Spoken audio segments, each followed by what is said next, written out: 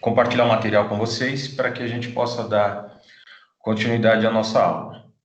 Na última aula, turma, nós falamos sobre atos ilícitos. Então, nós já sabemos aí o que são os atos ilícitos. Nessa aula, nós vamos estudar a noção do tempo no que diz respeito a esses atos ilícitos, negócios jurídicos, como é que o tempo se comporta aí em relação a esses acontecimentos. Nós vamos começar a estudar a partir do artigo 189 do Código Civil, então peço que vocês possam ter aí o Vadmecum ou o celular ou algum material aí para que a gente possa acompanhar, tá? Eu estou tentando compartilhar aqui o teor do código, mas ele hoje não está me ajudando. Vocês devem estar vendo aí o material, iniciando pela prescrição. Deixa eu ver se eu consigo compartilhar o código, porque aí nós fazemos a leitura inicialmente, e na sequência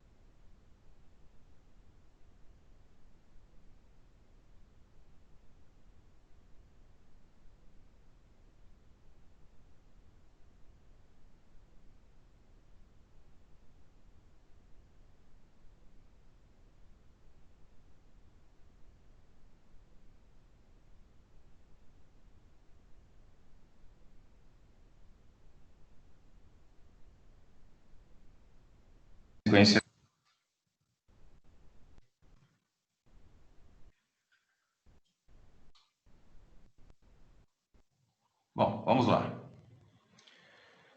Nós vamos estudar prescrição na aula de hoje a partir do artigo 189. Então, a ideia hoje é saber como é que o tempo se comporta em relação aos atos, fatos, negócio jurídico, qual que é a ideia de tempo, e para falar em prescrição, nós vamos falar em tempo. Então, a primeira coisa que nós vamos fazer é ter contato com a legislação que trata aí da prescrição a partir do artigo 189 do Código Civil, que deve estar espelhado aí na tela. Todos estão vendo aí o código, turma? O material? No momento, não. Não. Não? Então, só mais um instante aqui que ele vai ter que aparecer. Então,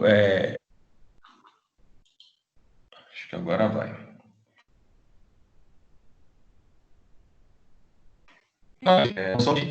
Deve aparecer aí em alguns instantes. Enquanto isso, eu vou adiantando a matéria para vocês. A ideia é saber como é que o tempo se comporta. Agora sim, né? Todos devem estar visualizando aí o material, que fala capítulo da prescrição, seção 1, disposições gerais. Muito bem. Então, o que vai dizer o artigo 189 do Código Civil, já que o tempo é importantíssimo aí nas nossas relações para tratar dos atos, fatos, negócio jurídico. A primeira ideia que nós temos que ter é que o tempo ele é um fator extremamente relevante. Além de ser um acontecimento natural, o decurso do tempo ele vai trazer implicações para o direito. Então, quando se fala em prescrição, nós temos que estudar aquela situação na qual alguém tem um direito e não exerce a sua pretensão num determinado espaço de tempo e, por alguma razão, ela deixa de ter o direito.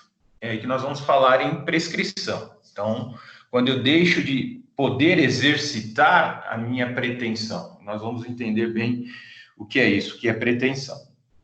De outro lado, nós também podemos estudar, o tempo também é relevante, melhor dizendo, para aquisição de direitos. Então, acredito que todos já ouviram falar aqui em uso capião.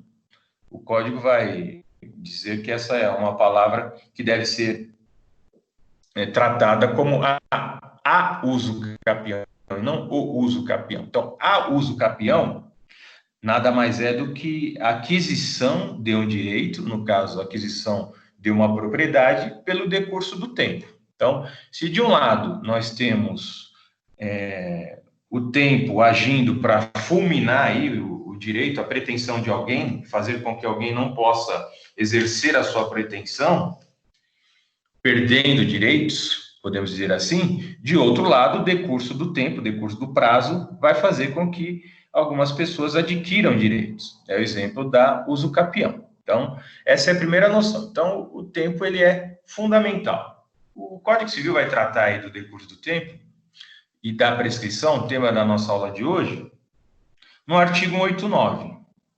Então, o que diz o artigo 189, que é o artigo inicial aí para que comecemos a estudar prescrição? Ele vai dizer o seguinte, olha, violado o direito, então, vamos entender bem, violado o direito, significa que houve a violação do direito, seja ele qual for. Pode ser em decorrência de um ato ilícito, né? Vocês devem se recordar bem o exemplo que eu dei na aula passada do acidente de veículo, do acidente do motorista de ônibus. Então, isso decorre de um ato ilícito, ou de alguma outra situação, seja qual for o direito. Então, violado o direito, o que vai acontecer quando houver violação do direito em relação ao tempo? Vai nascer o quê? Nasce para o titular, que titular? O titular desse direito aqui. Então, uma vez violado o direito, vai nascer para o titular o quê? É isso que vocês têm que gravar aqui. Nasce a pretensão. Então, uma vez violado o direito, nasce, significa que vai surgir aqui para o titular a pretensão. Uma vez que eu tiver um direito meu violado, eu vou ter a pretensão. Então, veja, não é que violou o direito, surge para mim o direito, não é isso. O meu direito foi violado. A partir do momento que o meu direito foi violado, surgiu para mim, para o titular, a pretensão. E quando que ela se extingue? E aí diz que a prescrição trata. A qual se extingue, na sequência do artigo aí, então, violado o direito, nasce para o titular a pretensão, a qual se extingue pelo tempo ou pela prescrição. Então, a lei vai estabelecer que, uma vez violado o direito, surge para o titular desse direito a pretensão. E essa pretensão irá se extinguir quando ocorrer a prescrição. Então, veja, a noção de prescrição, ela está aí no artigo 189 do Código Civil. Mais uma vez. Então, violado o direito, a partir do momento que o meu direito for violado, irá nascer para o titular o quê? Nasce a pretensão. E quando essa pretensão se extingue? Ela se extingue pela prescrição. Agora, em qual prazo? Nos prazos a que aludem os artigos 205 e 206. O Código, ele vai trazer todos os prazos prescricionais. E nos artigos 205 e 206. A título de exemplo, para que a gente possa ilustrar aqui o início da nossa aula, nós vamos ver aqui o artigo 205, dos prazos da prescrição que nós vamos estudar hoje. A prescrição, em regra geral, ela corre em 10 anos, significa que esse é o maior prazo. Em qual situação? Quando a lei não lhe haja fixado um prazo menor. Então, não há prazo, a prescrição maior será de 10 anos. Agora, ela traz nos artigos 206 seguinte vários prazos. Então, vejam, prescreve em 1 ano o quê? A pretensão dos hospedeiros ou fornecedores de víveres destinados ao consumo próprio. Inciso 2, a pretensão do segurado contra o segurador ou deste contra aquele contado prazo. Então, veja, isso vai prescrever 1 ano, a pretensão relativa a seguro. Nós temos prazos de 2 anos em 2 anos. Quando que prescreve em 2 anos? A pretensão para ver prestações alimentares a partir da data em que se vencerem. Depois, em 3 anos. A pretensão para cobrar aluguéis. A pretensão para receber prestações vencidas de rendas temporárias ou vitalícias. A pretensão de haver juros, dividendos, prestações acessórias pagáveis. 4. A pretensão de ressarcimento de enriquecimento sem causa. Em 3 anos, a pretensão de reparação civil. Então, assim vai. Nesse caso aqui da pretensão de reparação civil, imaginem novamente aquele exemplo da aula passada do acidente de veículo. Olha, o sujeito colidiu com o meu veículo. Qual que é o prazo que eu tenho para exercer minha pretensão? Qual o prazo eu tenho para ingressar com uma ação para cobrar o meu prejuízo? A lei vai estabelecer que o prazo será de 3 anos, porque essa ação se trata de uma ação de que tem a pretensão, e a própria lei está dizendo aqui, vejam, a pretensão de reparação civil. Então, os artigos que tratam da prescrição estão todos lá nos artigos 205 e 206, sendo que o maior prazo é de 10 anos. Então, a ideia inicial é exatamente essa. Aqui está no artigo 189, ou seja, violado o direito, irá nascer para o titular a pretensão. Quando é que essa pretensão se extingue? Ela se extingue pela prescrição. Em quais prazos? Nos prazos que nós temos previsto lá nos artigos 205 e 206. Lembrando que houve uma mudança bem drástica, podemos dizer, no que diz respeito aos prazos prescricionais. Por quê? Porque o maior prazo de prescrição no Código Civil de 16 era de 20 anos. O Código Civil de 2002 reduziu esse prazo pela metade. Então, quando a lei não prever prazo prescricional, o legislador não tem condições de prever todas as hipóteses para estabelecer lá quais são os prazos prescricionais. Então, o artigo 205 traz uma regra geral dizendo que, quando não houver prazo, esse prazo será de 10 anos. Então, com essa leitura inicial, nós conseguimos aí ter uma noção geral do que é prescrição. Então, mais uma vez, violado o direito, nasce para o titular a pretensão. Prescrição, portanto, ela atinge a sua pretensão. Na próxima aula, nós vamos estudar decadência. A diferença básica entre decadência e prescrição é que a decadência atinge o direito. E aí vocês vão se recordar muito bem agora para poder diferenciar. Qual que é o prazo que nós temos lá para anular o negócio jurídico? Por vício de consentimento, que nós estudamos nas aulas passadas. A lei estabelece lá o prazo para anular um negócio jurídico realizado por erro, dolo, coação, lesão, estado de perigo. Existem prazos lá. E quando a lei nada disser, a própria lei vai estabelecer que eu tenho que aplicar uma regrinha no que diz respeito a esse prazo. Ou o prazo será de 4 anos, ou o prazo será de 2 anos. Esse prazo, ele é prescricional ou ele é um prazo decadencial? Então, vamos lá. Mais uma vez, qual que é o prazo que eu tenho para anular um negócio jurídico realizado por erro, dolo, coação, lesão, estado de perigo? Foi pergunta de prova. Vocês responderam. Alguém se recorda disso? O prazo que nós temos lá, se é de 2 anos ou 4 anos? Vejam, quando a lei estabelece um prazo, olha, se você realizar um negócio por erro, dolo, coação, você pode anular esse negócio jurídico no prazo de 4 anos. Ou quando não houver prazo, o prazo será de 2 anos. Aquele prazo, nós precisamos saber se ele é um prazo prescricional ou ele é um prazo decadencial. Aqueles prazos, eles não estão previstos nos artigos 205 e 206. Portanto, eles não são prazos prescricionais, eles são prazos decadenciais, tanto que nós estudamos exatamente essa noção, que aquele prazo para requerer a anulação, a anulabilidade do negócio jurídico é um prazo decadencial. Por que ele é um prazo decadencial? Porque ele não atinge a sua pretensão, ele atinge o seu direito. Isso vai ficar claro quando nós estudarmos na aula de hoje, enfrentarmos a seguinte pergunta: será que eu posso pagar uma dívida prescrita? Então, eu colidi meu veículo com o de outra pessoa, causei um dano, foi reconhecido isso, eu tenho o prazo para exercer minha pretensão, prazo de 3 anos, passaram-se 5 anos e eu não exerci minha pretensão. Então, 5 anos, maior que 3, prescreveu o meu direito, a minha pretensão, eu não tenho mais a pretensão. Será que eu posso pagar uma dívida prescrita? Nós vamos estudar isso na aula de hoje. Então, feita essa leitura inicial, vamos passar, então, ao tema da nossa aula, pela noção aqui de prescrição. Então, a prescrição, ela vai ser tratada no artigo 189, como nós vimos. Todos os prazos que forem estabelecidos nos artigos 205 e 206 são prazos prescricionais. Nós já dissemos que o tempo ele influi nas relações jurídicas, que ele é fundamental. Então, o decurso do tempo ele vai influenciar aí as nossas relações jurídicas. A interferência do tempo é um elemento substancial. E por que funciona assim na prescrição?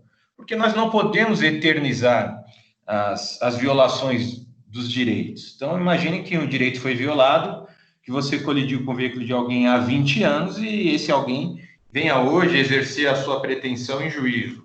Ora, é interesse da sociedade pacificar essas situações.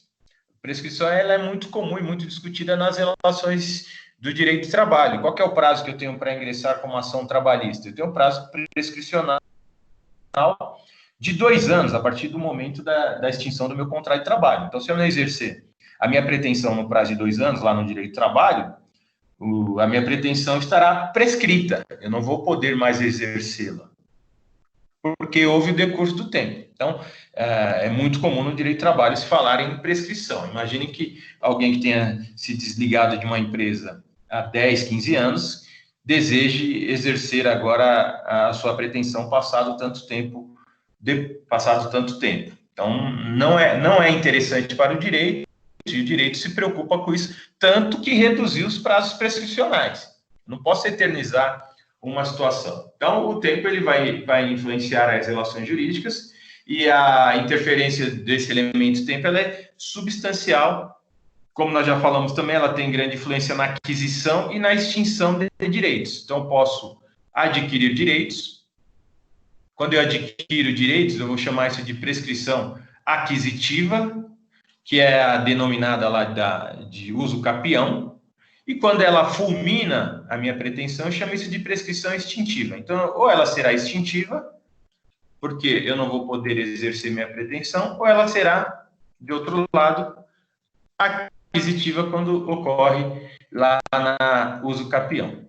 Então, é fundamental a prescrição, indispensável, para que a gente possa ter uma estabilidade, uma consolidação de todos os direitos. Caso contrário, esses direitos seriam eternizados. E o Código Civil, ele optou, e essa é uma das observações importantes, e vem naquilo que nós já convencionamos chamar aqui de o tripé do Código Civil, nas nossas primeiras aulas. Então, nós falamos em eticidade, em operabilidade, em sociabilidade. Então, é um código ético, é um código mais operável, mais fácil de manusear, e um código fundado aí na socialidade também. Então, veja, exemplo de operabilidade, ou seja, por que é mais fácil operar esse código, manusear esse código, entender as suas classificações, do que o Código 16? Um exemplo clássico de operabilidade é a questão que diz respeito aos prazos prescricionais, prazos de prescrição, e os prazos de decadência. Então, como é que eu vou diferenciar isso? Todo e qualquer prazo que constar do artigo 205 anos, artigo 206, que vai trazer prazo de 5 anos, 3 anos, 2 anos e 1 ano, tudo que constar nesses 2 artigos, nós vamos chamar isso de prazo, vamos entender, classificá-los como prazos prescricionais. Então, tudo que constar dos artigos 205 e 206 são prazos prescricionais. Pode ser que existam algumas regras especiais aí estabelecendo prazos prescricionais também. Tudo que estiver fora desses artigos aqui, dentro do Código Civil, serão prazos decadenciais. Então, por aqui nós conseguimos responder qual que é o prazo para anular o negócio jurídico é um prazo prescricional ou um prazo decadencial? É um prazo decadencial porque ele não consta desses 2 artigos. Esse é um exemplo de operabilidade do nosso Código Civil. Então, a doutrina vai trazer alguns conceitos. Pontes de Miranda vai entender aí que a prescrição seria uma exceção que alguém tem contra o que não exerceu. E por que durante certo lapso de tempo? Por que ele fala que é uma exceção? Exceção é uma defesa. Então, toda vez que vocês se depararem com a expressão exceção, significa defesa. É uma exceção que alguém tem contra outra pessoa, em face de outra pessoa. Então, significa que se alguém veicular uma pretensão em face de uma outra pessoa, se decorrer o prazo prescricional, essa pessoa que irá se defender poderá apresentar a exceção de prescrição, ou seja, vai dizer, olha, esse seu direito, essa sua pretensão está prescrita porque decorreu o prazo prescricional. Isso é extremamente importante, esse tema, turma. Nós estamos enfrentando uma pandemia decorrente aí da Covid-19.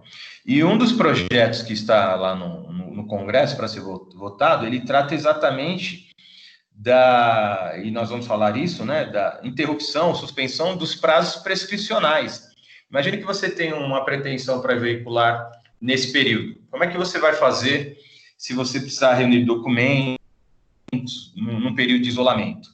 Então, pela primeira vez que se tem conhecimento do nosso ordenamento jurídico, pode ser que ingresse uma norma que trate aí da interrupção dos prazos prescricionais. Significa dizer que desde 6 de março, quando foi baixado lá o decreto pelo presidente da República no sentido de reconhecer a calamidade pública, pode ser que desde aquela data até hoje não se fale em prazo prescricional e o projeto ele se estende até outubro. Então, significa que nesse período nós não vamos contar. Então, vai ser a primeira vez. Mas imagine que você tem uma pretensão que irá prescrever sexta-feira, hoje é terça-feira, 19, 20, 21, dia 22.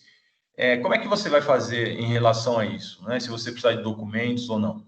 Via de regra, esse prazo ainda está correndo. Então, a prescrição é um tema importantíssimo, significa que o advogado não pode cometer esse erro de ficar com um processo de uma outra pessoa, de um cliente, muito tempo parado, sem ajuizar a ação ou sem executar, caso contrário, isso irá prescrever. E se prescrever, o advogado vai entrar, o cliente vai entrar com uma ação em face desse profissional que deixou o direito dele prescrever, a pretensão prescrever, pedindo indenização. Isso é importantíssimo porque, vejam bem, imagine que alguém chegue no seu escritório para contratá-lo ou contratá-la numa ação envolvendo reparação civil e tenha decorrido aí 2 anos, nós já vimos que vamos rever isso, que o prazo prescricional é de 3 anos, e que já tenha decorrido aí 2 anos e 11 meses. E você recebe a documentação, pega a procuração, não atenta corretamente ao prazo prescricional, fala, vou viajar, depois eu faço isso, eu tenho uns dias para fazer, e você ajuiza a ação fora do prazo, né, após o prazo prescricional. A responsabilidade vai se voltar totalmente em face daquele profissional que deixou de ajuizar a ação. Então, é importante saber, quando recebe uma ação, quando contrata, se já ocorria a prescrição ou não. Essa análise é fundamental. A primeira análise que você deve fazer quando tratar de um caso que já tenha decorrido um certo prazo aí, e ficar bastante atento. Então, essa é a definição de Ponce de Miranda. A prescrição seria uma exceção que alguém tem contra o que não exerceu durante certo lapso de tempo, fixado na norma. Exerceu o quê? Sua pretensão ou a sua ação. A outra definição aqui de Câmara Leal, a extinção de uma ação, prescrição é a extinção de uma ação ajuizável em virtude da inércia de seu titular durante um certo lapso de tempo, na ausência de causas preclusivas no seu curso. Então, essa é uma outra definição da doutrina. Claus Bevilacqua, que foi quem encabeçou o Código Civil de 1916, ele diz que prescrição é a perda da ação atribuída a um direito e de toda a sua capacidade defensiva em consequência do não uso dela, durante determinado espaço de tempo. Então, veja, tudo tem relação com o exercício da pretensão num determinado espaço de tempo. Então, se eu deixar de exercer a minha pretensão, decorrido o prazo prescricional, que a lei também que a lei prevê, ocorrerá o que nós chamamos de prescrição. Então, a lei trata não de direito, ela trata de pretensão. Então, eu não exerci a minha pretensão durante certo lapso de tempo. Não exercida a pretensão, ocorrerá o que nós chamamos de prescrição. O doutrinador Câmara Leal, ele aponta 4 elementos aí no que diz respeito a prescrição. Então, nós teríamos aí 4 elementos. Quais são esses elementos? O primeiro deles é existir uma ação que eu possa exercitar. Então, existe uma ação que eu tenho que propor? Então, esse é o primeiro requisito. Então, vamos pegar o exemplo lá novamente para manter o mesmo raciocínio no que diz respeito à reparação civil. Alguém praticou um ato ilícito, violou o meu direito e me causou um dano, surgiu a pretensão. Como é que eu posso exercer a minha pretensão?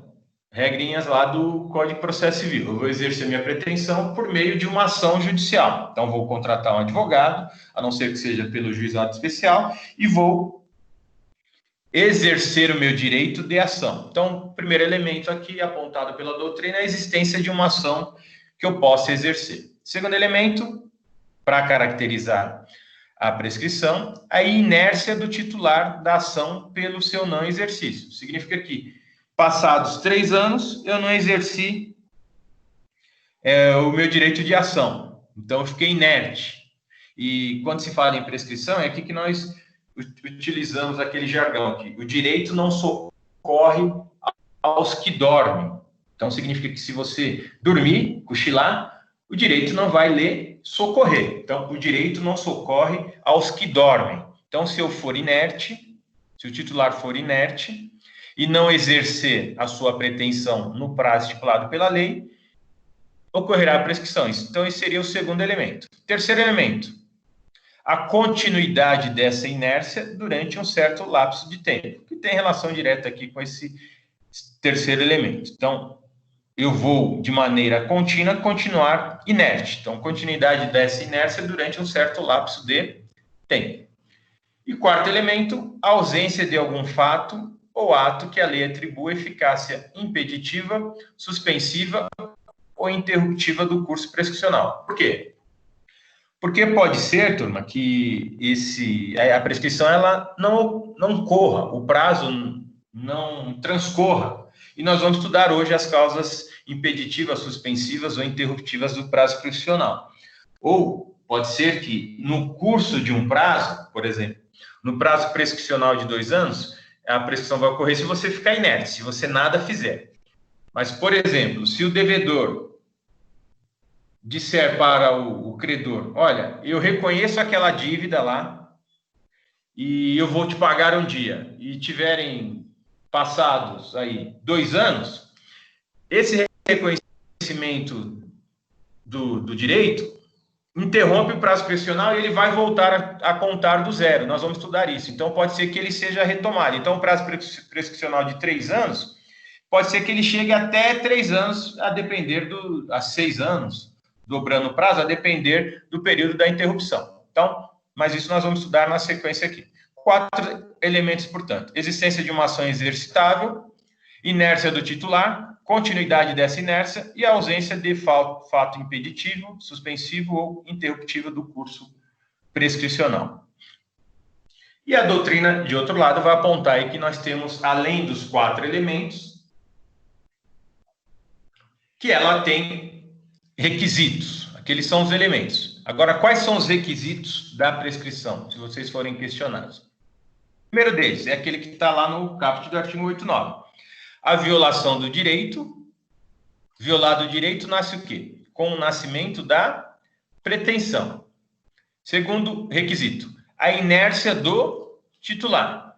Terceiro requisito, o decurso do tempo fixado em lei. Nós vamos ficar aqui com os requisitos que fica mais fácil de compreender. Então, o primeiro deles, a violação do direito com o nascimento da pretensão. Terceiro, a inércia do titular. E quarto, o decurso do tempo fixado em lei. Então, esses são aí os 3 requisitos no que diz respeito à prescrição. Muito bem. Quais são as pretensões imprescritíveis? Significa dizer que eu tenho algumas pretensões que não prescrevem. Ora, é isso mesmo, professor? Sim. É fato que algumas pretensões, elas não prescrevem. Nós temos algumas pretensões. A regra geral do artigo 205, que estabelece o prazo maior, que é o prazo de 10 anos, temos os prazos menores nos artigos 206 e seguinte, mas, no entanto, algumas pretensões são imprescritíveis. Significa que pode ter decorrido o prazo que for, o tempo que for, que eu vou poder exercitar a minha pretensão. Vamos ver quais são essas pretensões? Então, vamos lá. Primeira delas, as que disserem respeito, turma, aos direitos de personalidade. E nós estudamos no primeiro semestre quais são os direitos da personalidade, como, por exemplo, o direito à vida, à honra, à liberdade, à integridade física ou moral, à imagem, ao nome, às obras literárias, artísticas ou científicas. Então, essas pretensões que dizem respeito aos direitos da personalidade, elas são imprescritíveis. Então, pode ter decorrido o tempo que for, que eu possa exercer a minha pretensão. Então, se houver violação aí o direito à vida, à honra, à liberdade física, moral, imagem, nome, obras literárias, obras artísticas, todas elas relacionadas ao direito autoral, essas pretensões não prescrevem. Outras, aqui disserem respeito ao estado das pessoas.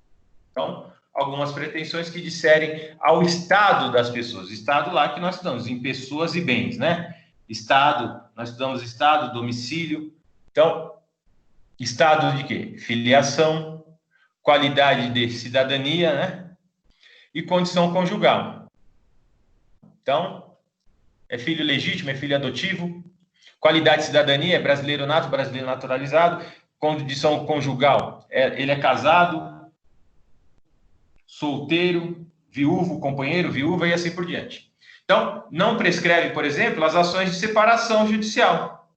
Ah, prescreveu. Imaginem, se houvesse um prazo prescricional para ação de separação judicial. Significa que, passado determinado tempo, você não poderia mais exercer o seu direito de se separar. Então, tanto que a doutrina entende que esse é um prazo que não prescreve. Então, as ações de separação judicial não prescreve. Pode ter decorrido o prazo que for, não há se falar em prescrição, muito menos em decadência. Eu tenho um prazo para anular, prazo decadencial para anular o casamento, como vocês irão estudar na sequência do curso, mas prazo prescricional não existe numa ação de separação.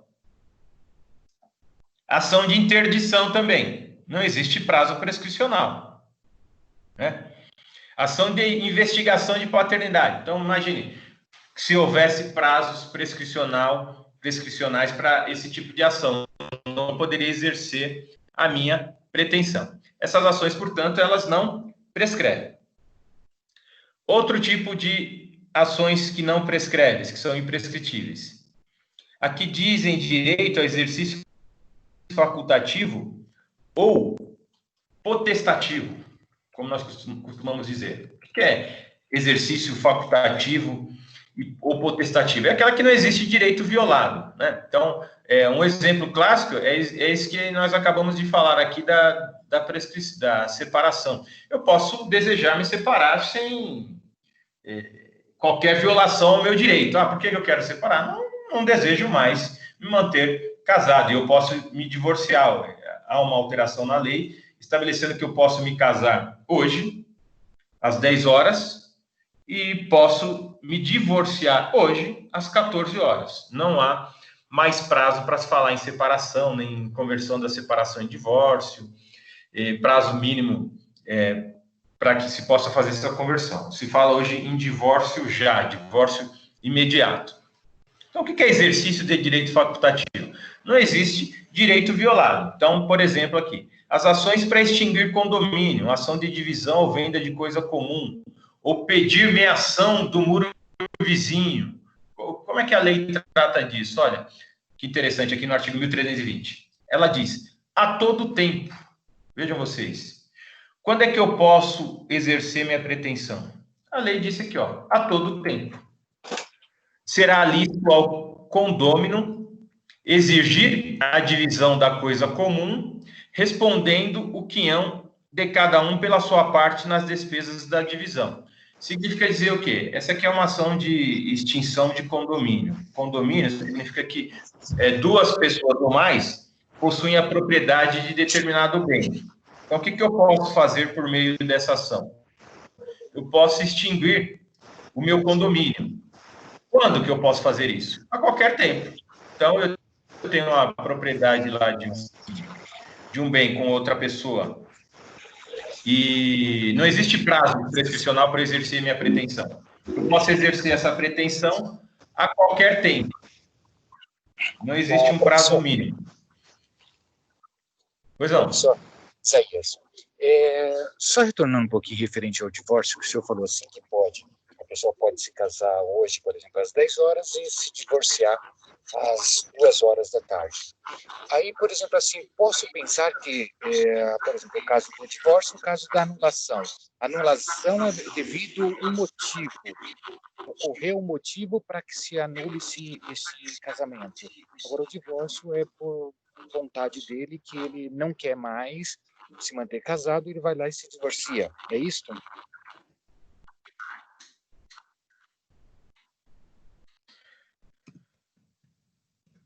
Muito bem. Muito boa sua pergunta, Isaías. Essa é uma pergunta que nos dá a exata noção. Na verdade, é isso que nós fazemos lá, quando estudamos a anulação do casamento, é exatamente essa diferenciação, tá? Então, algumas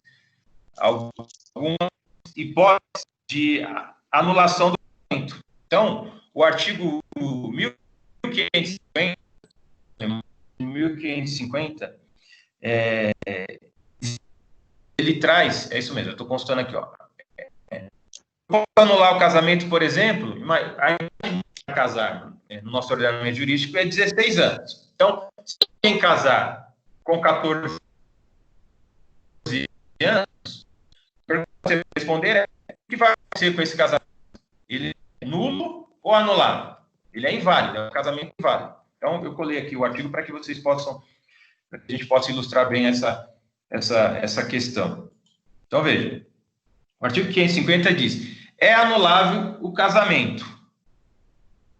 É anulável. Em algumas, existem outras hipóteses, tá? De quem não completar a idade mínima para casar.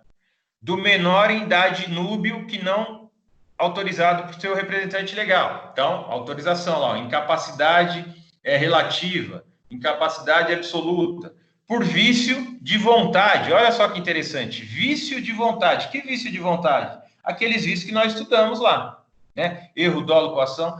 Vejam vocês, eu posso, antes de falar do vício, do incapaz de consentir ou manifestar de modo inequívoco o consentimento. A vontade aqui que nós estudamos, né? Vontade livre, esclarecida, deliberada. Então, imagine alguém dopado, bêbado, que diga assim lá.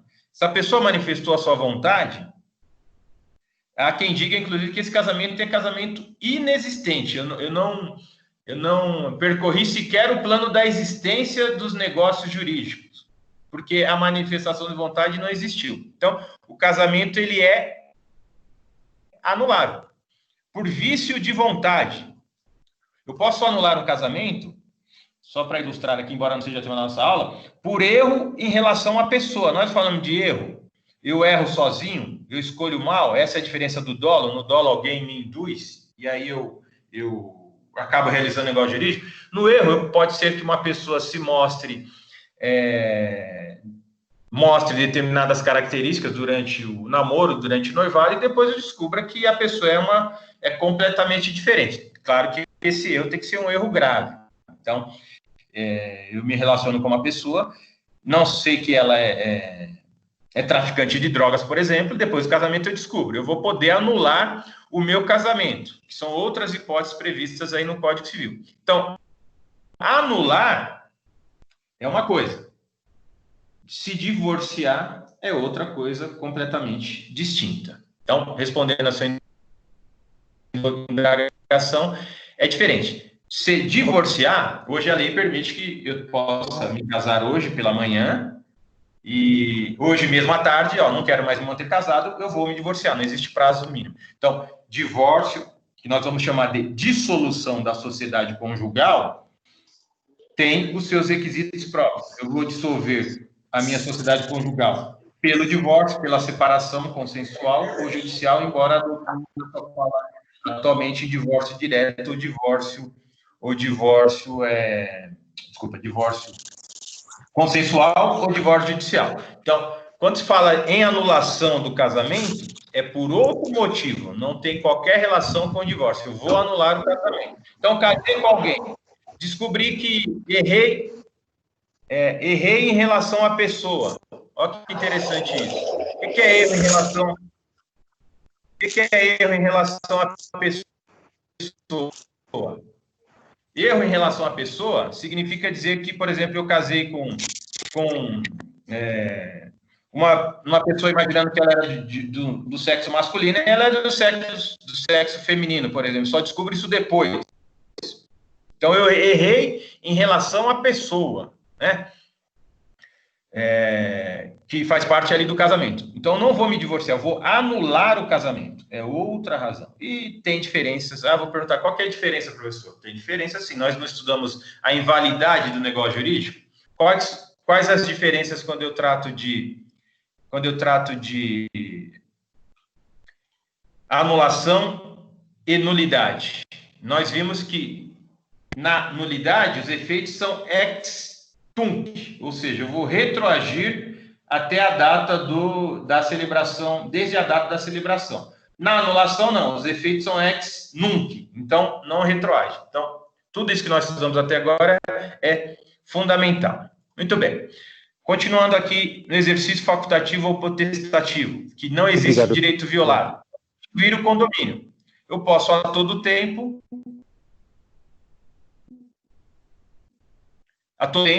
nós estamos falando de tempo, será lícito ao dono comum, respondendo o quião de cada um pela sua parte nas despesas dessa divisão. Então, qual o prazo prescricional para pedir a divisão da coisa comum?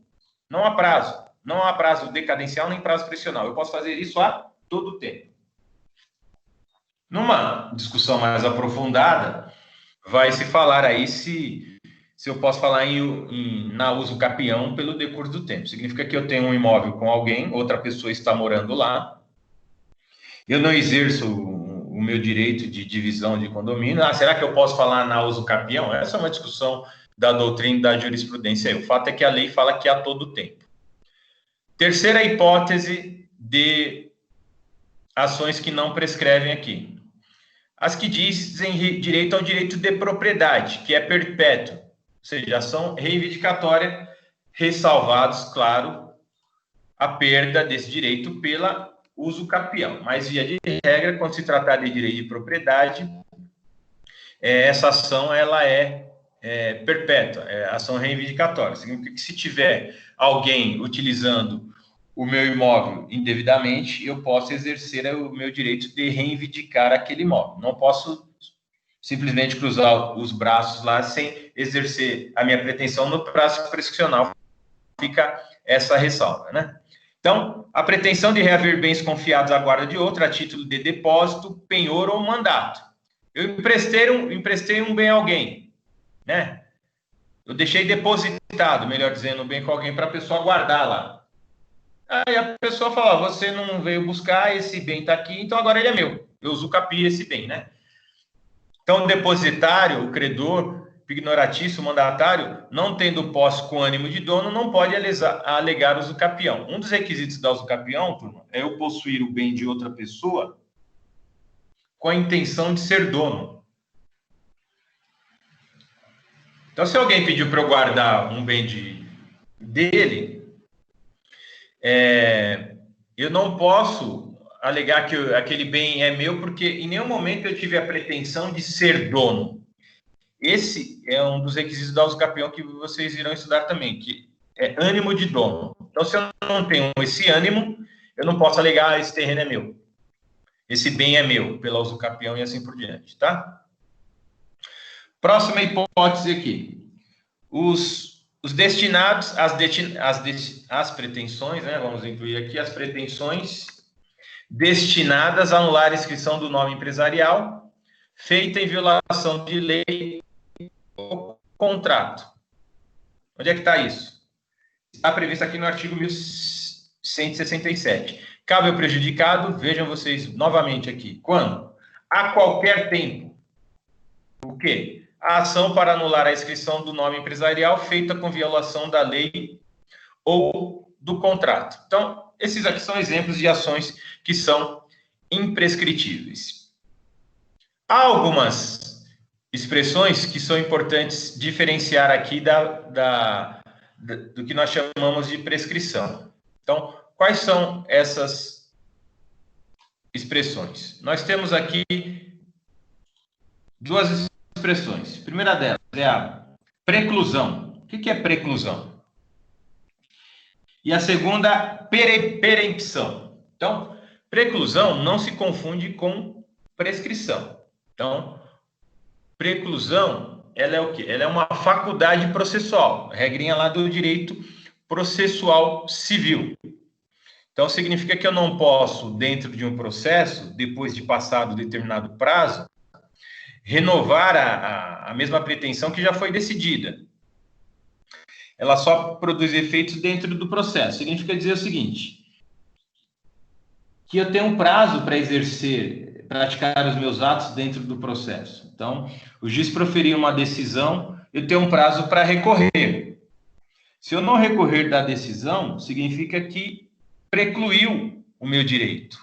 Então, decorreu o prazo e o decurso desse prazo dentro de um processo se caracteriza pela preclusão. Então, preclusão é eu perder a faculdade processual, o exercício, o direito de exercer uma faculdade processual dentro do mesmo processo. Isso não é prescrição. Então, você deixou de recorrer no prazo de 15 dias para fazer o agravo de instrumento, deixou de opor recurso de embargo de declaração no prazo de 5 dias.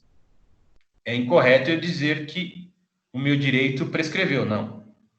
Precluiu o meu direito. Eu não posso renovar aquela mesma pretensão dentro do processo, porque ocorreu aí o que nós chamamos de preclusão. Preclusão não se confunde com prescrição. Ao lado da preclusão, nós temos o que nós chamamos de perempção, que também tem natureza processual. A perempção tem natureza processual. O que é a perempção? Que não tem relação com a prescrição nem com a preclusão. Perempção, ela consiste na perda do direito de ação pelo autor quanto mais. Significa que durante 3 oportunidades, eu deixei o processo arquivar. Então, eu ingresso com uma ação e, por alguma razão, alguma irregularidade, o processo é arquivado. Ingresso novamente. Aí o processo é arquivado. Isso sem julgamento do mérito, obviamente, né, turma? Nem por sentença de extinção, depende da causa de extinção. Mas, simplesmente, eu não movimentei meu processo.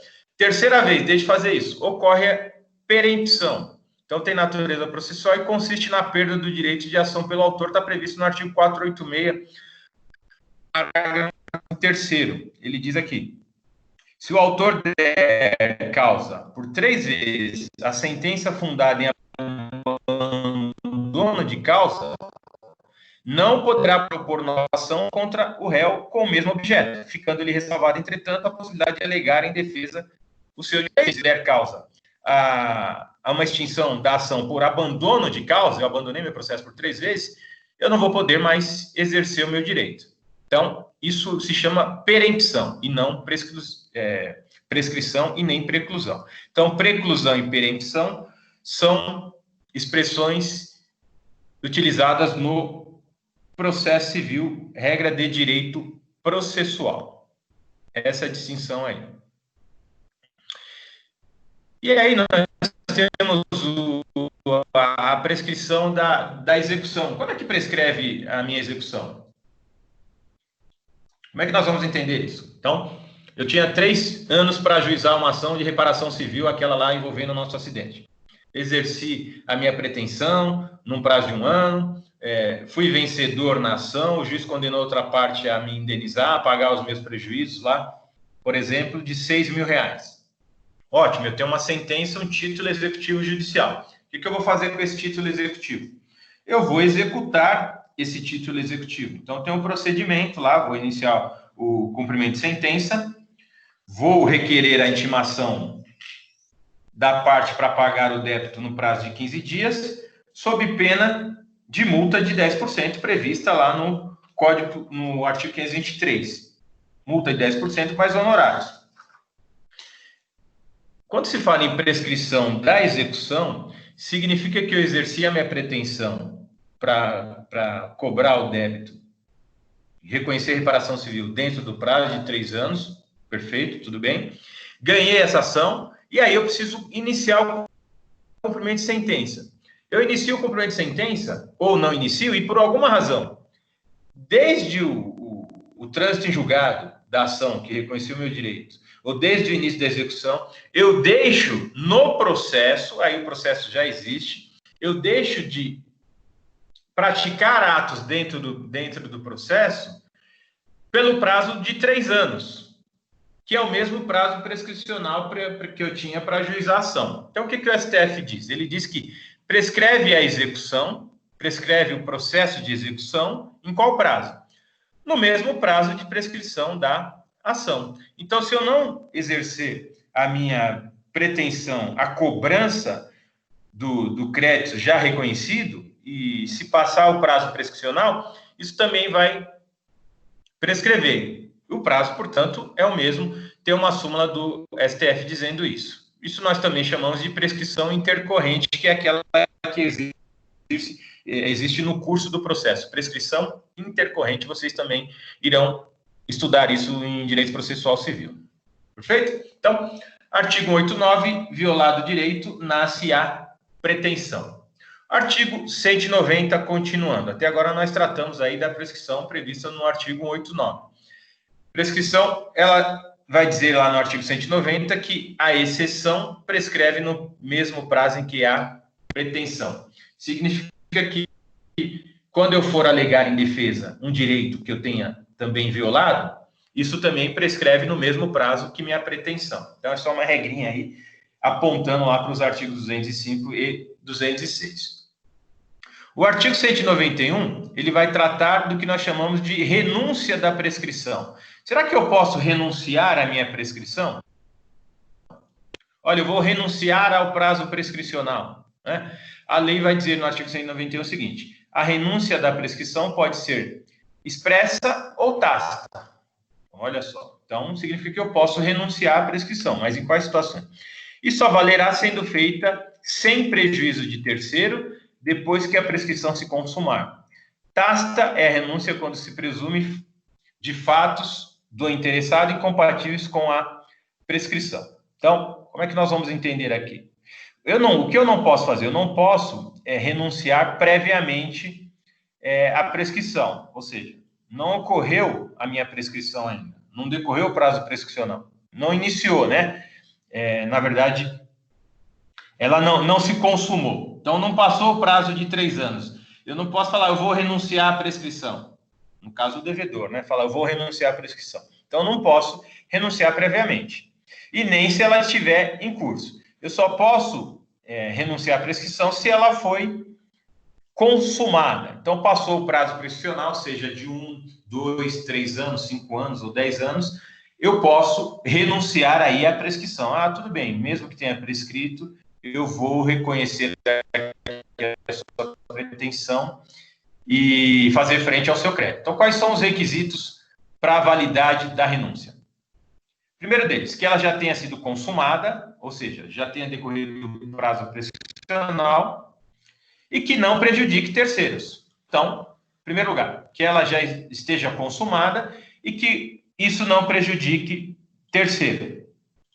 Que terceiro? Terceiro é eventualmente prejudicado que não seja o credor, terceiro interessado. Nós vamos entender isso quando estudarmos pagamento e direito das obrigações. Quem que é o terceiro interessado? Tem que ser um terceiro que tem interesse jurídico, ou não interessado, aquele que não tem interesse jurídico. Então, as duas regrinhas são que a prescrição já esteja consumada e, segundo, que não prejudique terceiros. Como que é isso, professor? Renúncia da prescrição. Então, veja, o artigo 882 do Código Civil ele diz o seguinte, ó, não se pode repetir o que se pagou para solver dívida prescrita ou cumprir obrigação judicialmente inexigível. Vamos ficar aqui com a primeira parte do artigo 882. Não se pode repetir o que se pagou para solver dívida prescrita.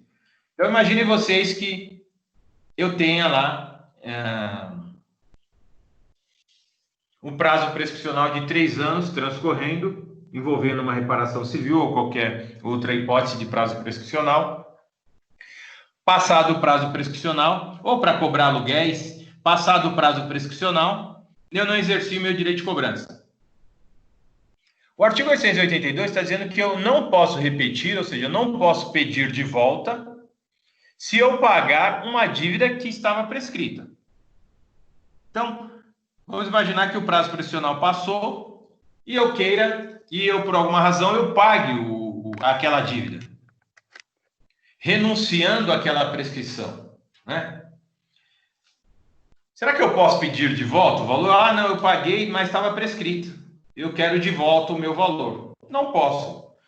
Essa é uma das formas que a gente consegue fixar melhor aí o instituto da prescrição. Então, se eu pagar uma dívida prescrita, eu não posso pedir de volta. A prescrição, ela atinge a minha pretensão. Como é que eu exerço a minha pretensão? Eu exerço a minha pretensão por meio de uma ação judicial. Então, eu ingresso com uma ação judicial para exercer minha pretensão. Então, a prescrição,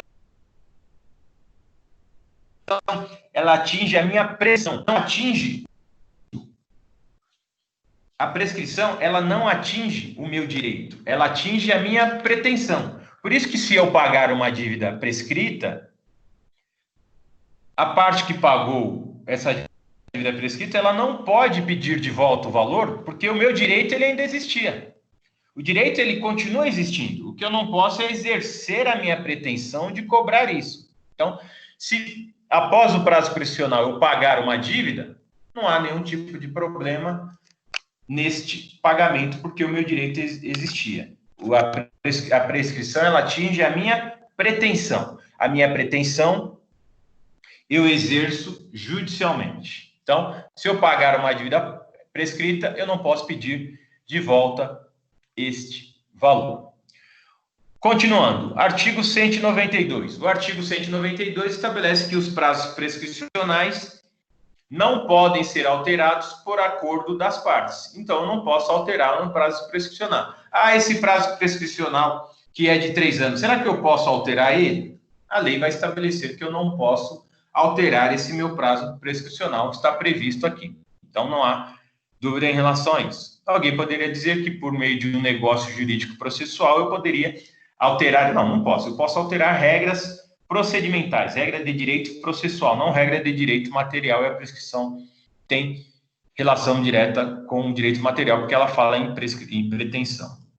O artigo 193 diz que a prescrição pode ser alegada em qualquer grau de jurisdição pela parte a quem aproveita. O que significa isso, turma? Significa dizer o seguinte: imagine que vocês são réus numa ação envolvendo qualquer pretensão aí que tenha prazos prescricionais, e toda pretensão, exceção feita aquelas que são imprescritíveis, as demais existem prazos prescricionais. E você, na sua defesa, na contestação, você não se atenta que aquela pretensão está prescrita. Então, você não alegou a prescrição, não alegou na sua contestação.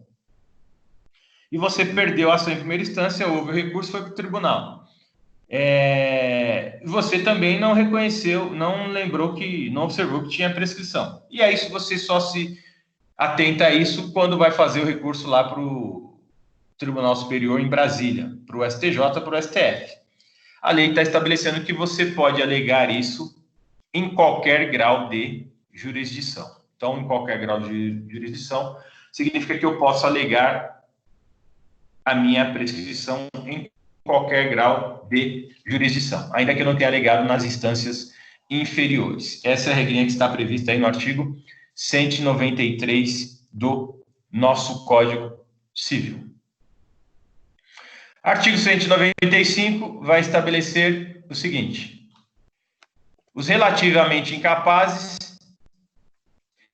e as pessoas jurídicas têm ação contra os seus assistentes ou representantes legais se derem causa à prescrição ou não alegarem oportunamente.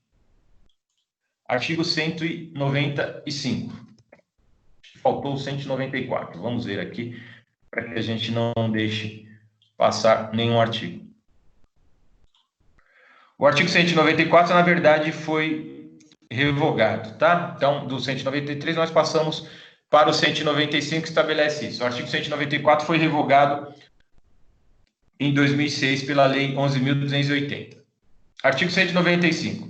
Os relativamente capazes. Quem são os relativamente capazes? Nós sabemos quem são os relativamente capazes. São os menores de 16 anos. Os maiores de 16 e menores de 18 anos. E as pessoas jurídicas têm o quê? Têm ação contra os seus assistentes ou representante legal. Quem é que tem assistente, turma? Quem tem assistente é o relativamente capaz. O absolutamente capaz tem representante. E as pessoas jurídicas têm representante. Então, uns têm ação contra os seus assistentes e representantes legais que devem causa à prescrição, ou não alegarem oportunamente. Se você é um assistente de uma pessoa jurídica e você der causa à prescrição, ou não alega essa prescrição tempestivamente, oportunamente, vocês poderão ser julgados pelos seus então, a importância aí de ser assistente ou de ser representante legal de pessoa jurídica. Se você não observar a prescrição, você poderá ser réu em uma ação por meio de uma ação judicial que for proposta. Prosseguindo, artigo 196. Artigo 196 vai estabelecer o seguinte: que a prescrição iniciada contra uma pessoa continua a correr contra o seu sucessor. Olha só que interessante. Então, se a prescrição for iniciada contra uma pessoa, ela continua a correr em relação a outra pessoa. Então, a prescrição iniciada contra uma pessoa continua a correr contra o seu sucessor. Então, por exemplo, um herdeiro. Deixa eu pegar aqui e colocar no artigo 196. Então, por exemplo, o herdeiro de cujos, disporá apenas do prazo faltante para exercer a sua pretensão. Então, imaginem que vocês são herdeiros aí de um falecido. E ele tinha uma pretensão para ser exercida aí num prazo prescricional de 3 anos. Ele faleceu no prazo prescricional que tenha decorrido aí 2 anos. Você, enquanto herdeiro, vai ter somente o prazo remanescente para exercer a sua pretensão. Então, você vai poder exercer aquela pretensão que passou a ser sua agora. Você vai ter o prazo que faltar. Então, a prescrição iniciada contra uma pessoa continua a correr contra o seu sucessor. Direito das sucessões aqui. Então, a regrinha bem simples, prevista no artigo 196. Alguma pergunta, senhor Matheus, aqui? Professor Isaías, referente a esse caso de herança, eu tenho, então, se valer a pretensão num prazo de 3 anos a partir do momento que a pessoa veio a falecer, é isto? Eu vou contar pelo prazo que falta. Então, vamos imaginar que o pai do sujeito seja titular de um direito que pode exercer a sua pretensão. Ele teve um direito violado e surgiu para ele a pretensão para ser exercida aí no prazo de 5 anos. Ele não exerceu e faleceu. Passaram-se 4 anos. Qual o prazo que o herdeiro dele vai ter para exercer aquela pretensão? Porque eles é o sucessor. Ele vai ter o prazo que falta. Se o prazo era de 5 anos, vai ter mais um ano, que é o prazo remanescente. Perfeito? Perfeito. Perfeito, professor, mas só que talvez eu não soube formular a pergunta. Não, é o seguinte, por exemplo, assim, referente à herança, por exemplo, a pessoa veio a falecer, deixou alguns imóveis, e quanto tempo seria essa pretensão que a pessoa teria que ter, o tempo para ela poder requerer, fazer o inventário, correr atrás desses direitos?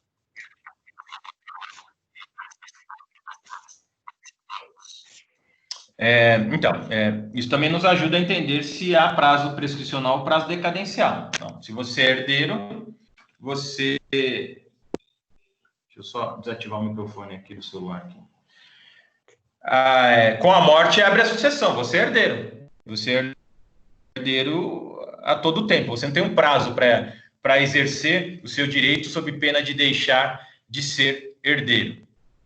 Então, você continua sendo herdeiro.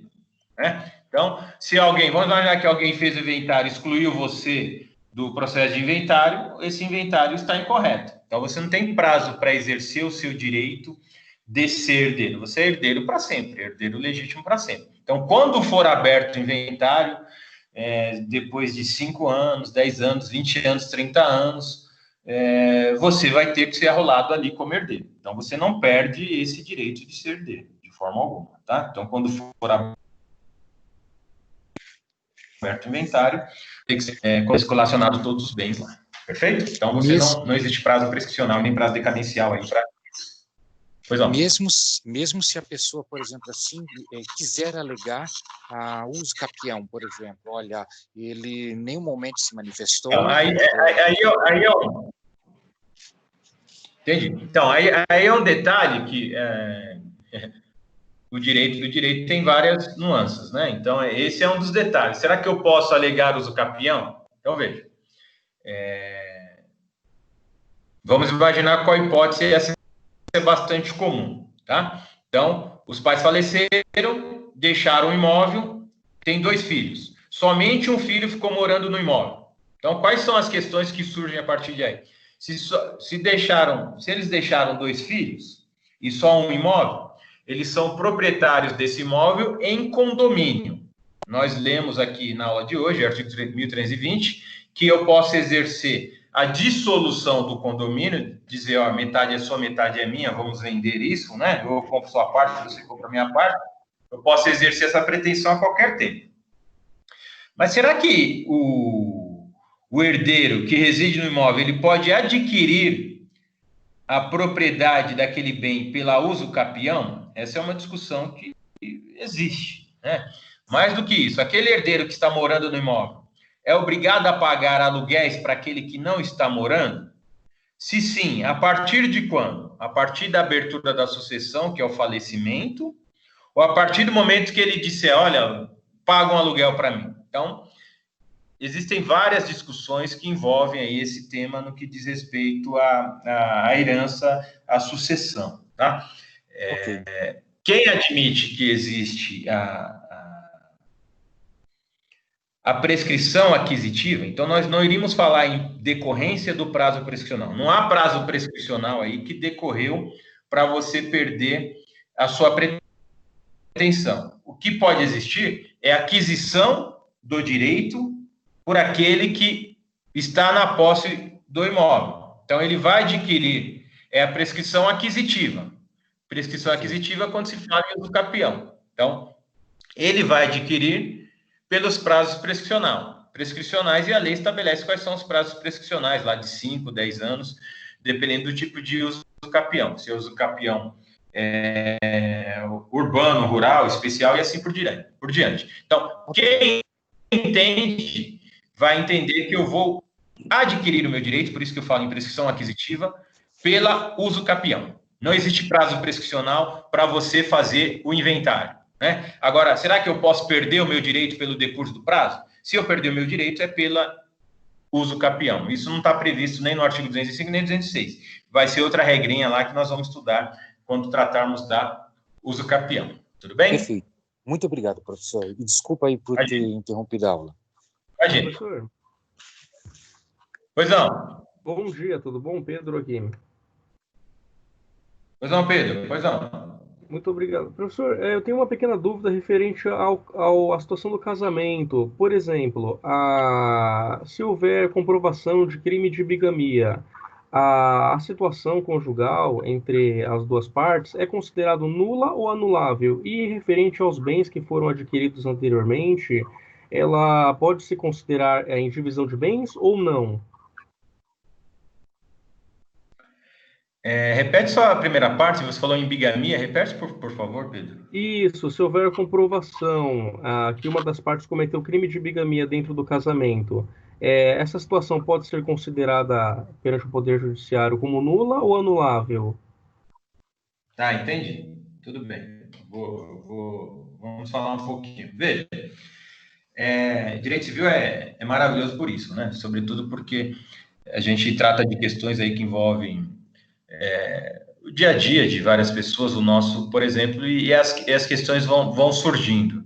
Nós estamos aqui no nosso modo falando de atos, fatos e negócios jurídicos para poder evoluir. Depois vamos falar em obrigações, contratos, direito das coisas e direito da família e sucessões, que é um módulo que eu leciono para outra turma na quinta-feira.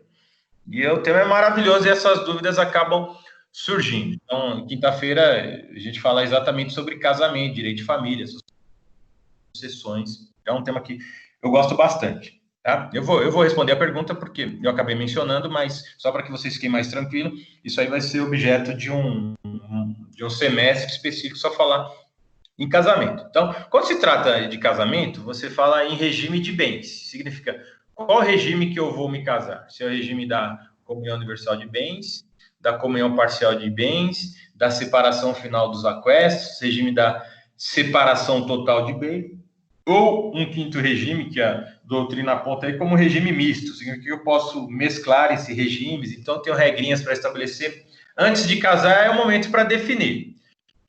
Não definir, a lei estabelece qualquer regrinha geral que deve ser aplicada, que é o regime da comunhão parcial. Vive união estável, qual regime se aplica? Também é o regime da comunhão parcial, está na lei.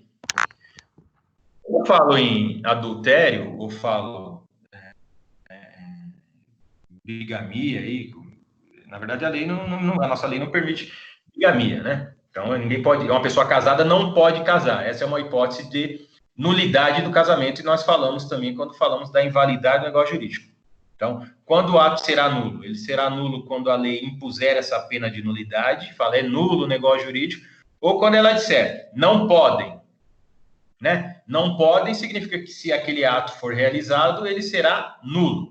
Foi isso que nós estudamos, só não me engano, na aula passada, na aula retrasada. Então, regime de bens significa o que nós vamos tratar do conjunto de regras que vão disciplinar o casamento, no que diz respeito ao regime de bens. Olha, de quem que é a casa? É nossa, porque o regime é da comunhão parcial de bens. Tudo que nós adquirimos na constância do casamento será nosso.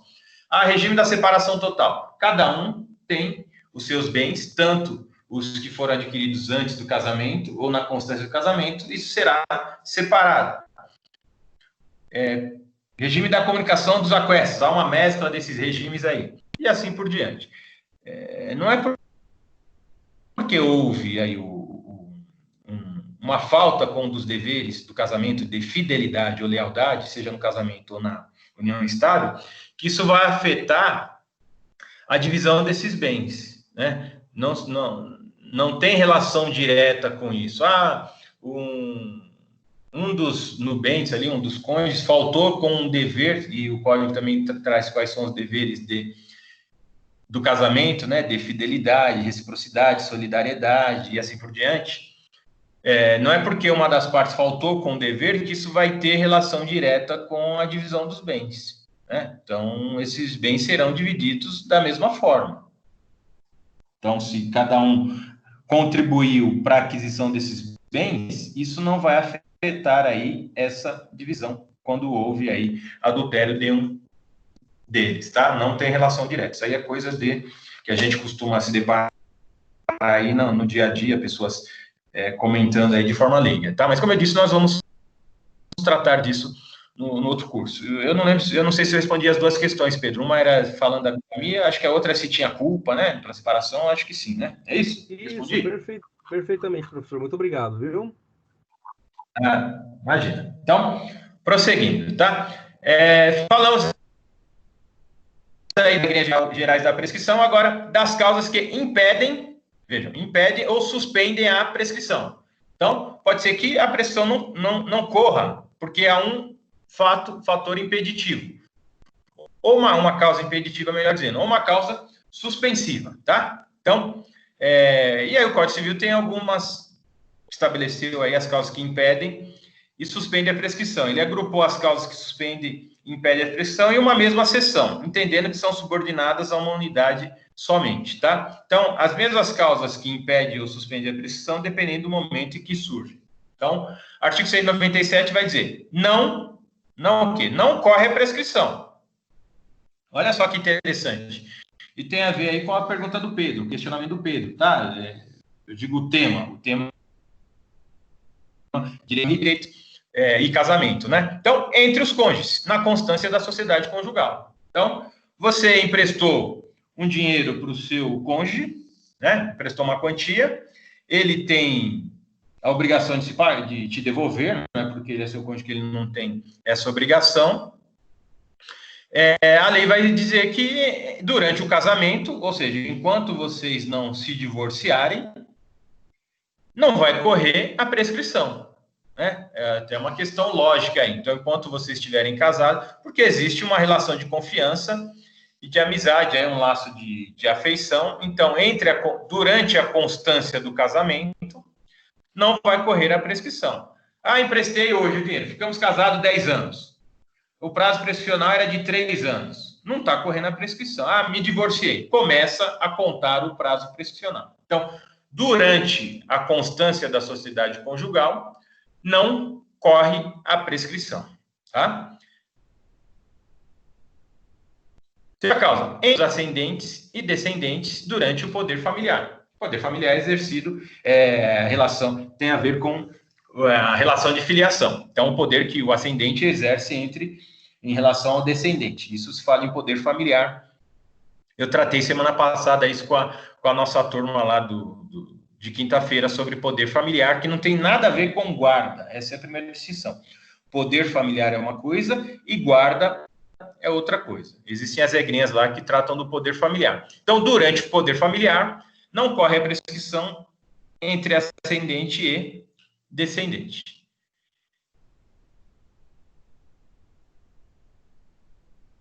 Terceira hipótese, entre os tutelados e... Nós vamos estudar, depois vocês vão estudar, no semestre de Direito, Família e Sucessões, e eu devo ter falado isso em aula também. Toda vez que eu falo em tutela, eu falo tutela de menor e curatela de incapaz. Então, fica fácil entender. Então, é tutela de menor e curatela de incapaz. Então, nesses 3 casos, o que existe aí é uma relação de confiança, amizade ou laços de afeição que existe entre as partes. O rol, ele é taxativo, tá? Então, é importante fixar aqui que o rol, o artigo 197 é taxativo e que nesses 3 casos que existe aí uma relação de confiança, amizade e laços de afeição.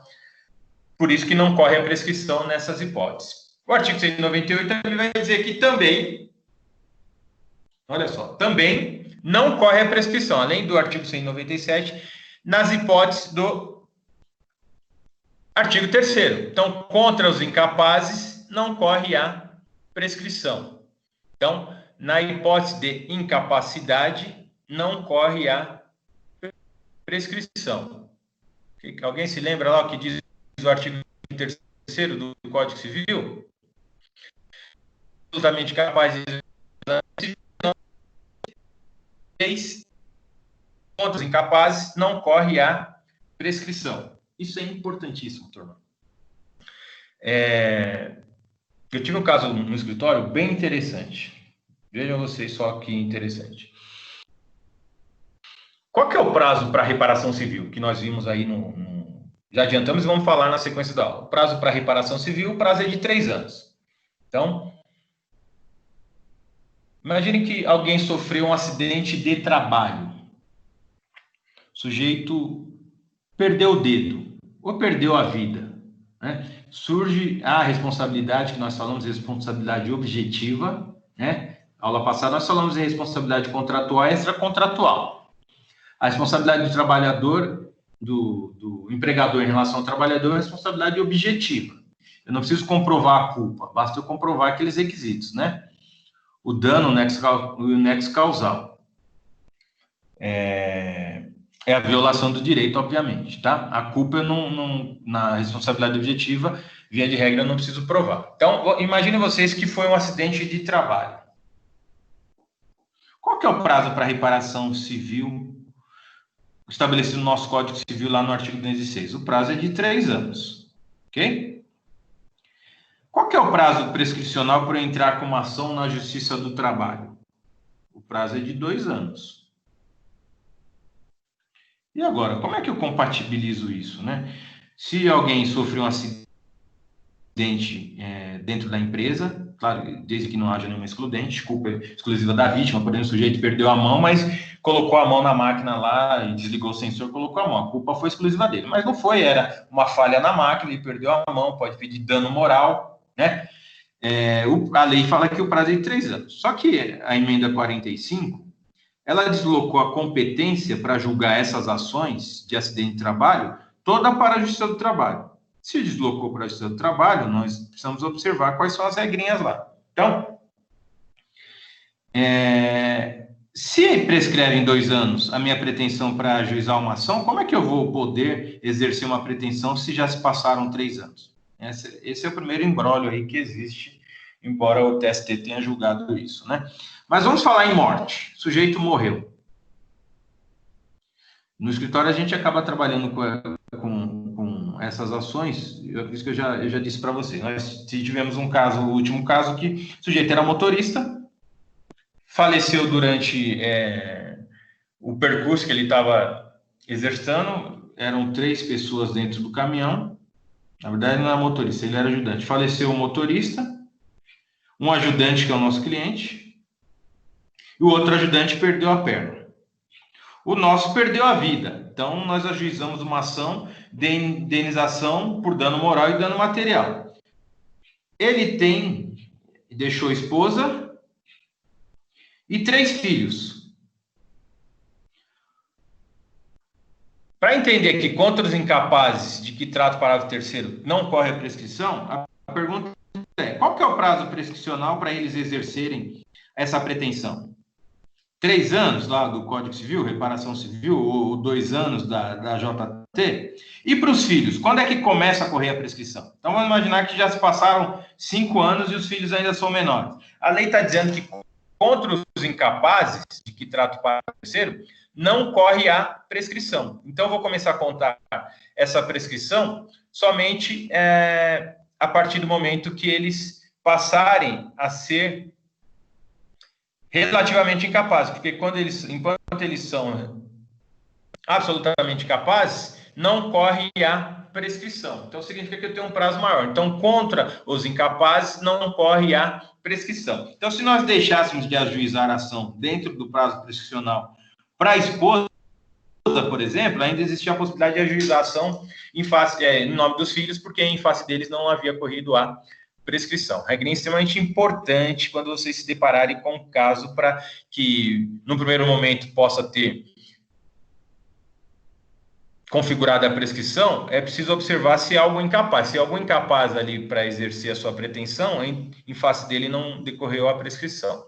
Outra hipótese: contra os ausentes do país em serviço público da União, do Estado e dos municípios. Então, algum ausente do país, em serviço público da União, Estado e município, não corre a prescrição, somente para eles retornarem ao país. Contra os que se acharem servindo as Forças Armadas em tempo de guerra. Razoável também, né, turma? Estou servindo as Forças Armadas em tempo de guerra, não vai correr a prescrição também. Então, há uma preocupação da lei em proteger pessoas que são especiais, porque elas não podem exercer o seu direito. O artigo 199, por sua vez, mais uma vez, não ocorre igualmente a prescrição, pendendo condição suspensiva. Olha só, eu sei o que é condição. Condição, termo e encargo, elementos acidentais do negócio jurídico. Então, enquanto não implementada a condição, a lei está dizendo aqui que não vai ocorrer a prescrição. Ao lado da condição suspensiva, nós temos a condição resolutiva, aquela que resolve. Condição resolutiva. Enquanto você estiver cursando direito, eu pago a sua mensalidade. O seu padrinho diz isso para você. A partir do momento que você colar o grau, eu deixo de pagar a mensalidade. Então, a colação de grau resolve a condição. Por isso, nós chamamos de condição resolutiva. Condição suspensiva. Quando você se formar em direito, eu lhe darei um escritório montado. Condição suspensiva. A lei está dizendo, então, que enquanto pender condição suspensiva, não corre a prescrição. Outra hipótese, não estando vencido o prazo. Obviamente, se não vencer o prazo, eu não vou falar aí em início do prazo prescricional. Terceira hipótese, pendendo ação de evicção. Evicção é o direito que eu tenho de perseguir a coisa. Nós vamos estudar isso lá em direito das coisas. Artigo 200, continuando, vimos o artigo 99, artigo 200, traz outra regrinha interessantíssima que tem relação àquele acidente de trabalho que eu comentei com vocês. O sujeito morreu trabalhando. Temos que apurar o motivo da morte, se houve um homicídio culposo ou homicídio doloso, se houve intenção de matar. Imagina que alguém empurrou o sujeito lá na empresa, ele caiu de uma altura elevada e morreu, né? Houve um homicídio doloso. Quem que vai responder? O patrão depois vai se insurgir em relação ao empregado? Via de regra é assim que funciona. Eu vou ajuizar a ação em face do empregador. O homicídio foi culposo, não, foi doloso. Então, pode ser que surja de um evento, né? Não só um ilícito civil, surge um ilícito penal. O sujeito colidiu com o meu veículo e eu morri, né? A pessoa morreu.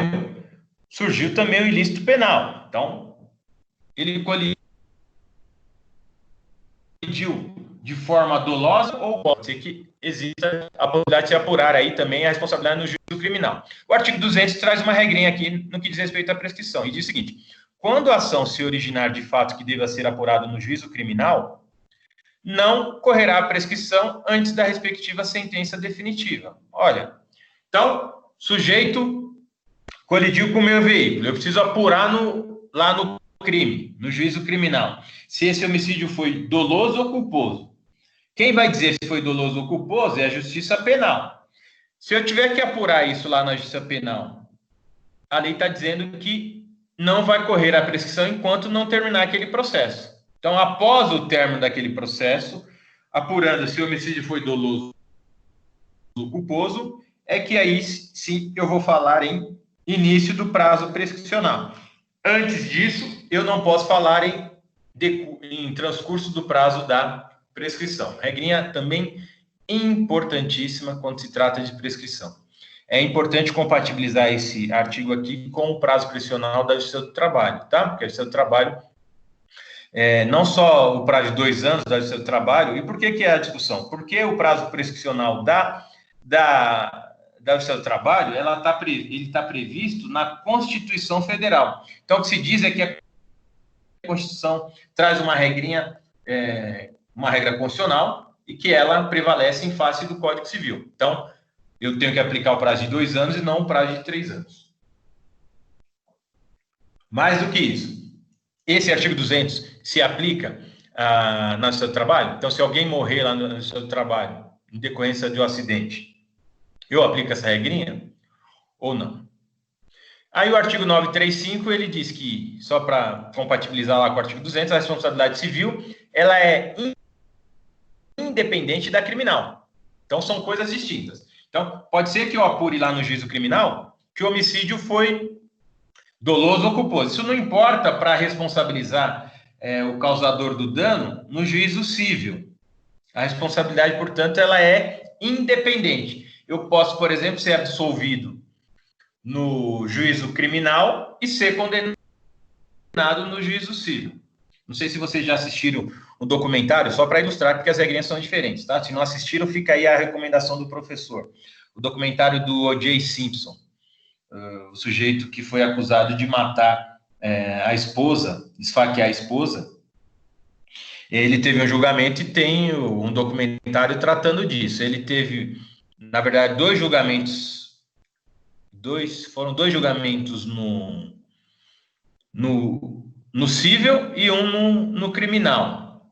E aí eu não vou contar para que vocês possam assistir ao documentário. E é interessantíssimo, quem quiser assistir o documentário, fica a sugestão de ler sobre o caso antes, ler algum material, uns 3, 4, 5, 10 materiais, para depois começar a ler, a assistir esse documentário, porque é fantástico tudo que acontece envolvendo a justiça, a responsabilização. Claro que tem uma teatralização lá, mas é bem interessante. No caso dele, houve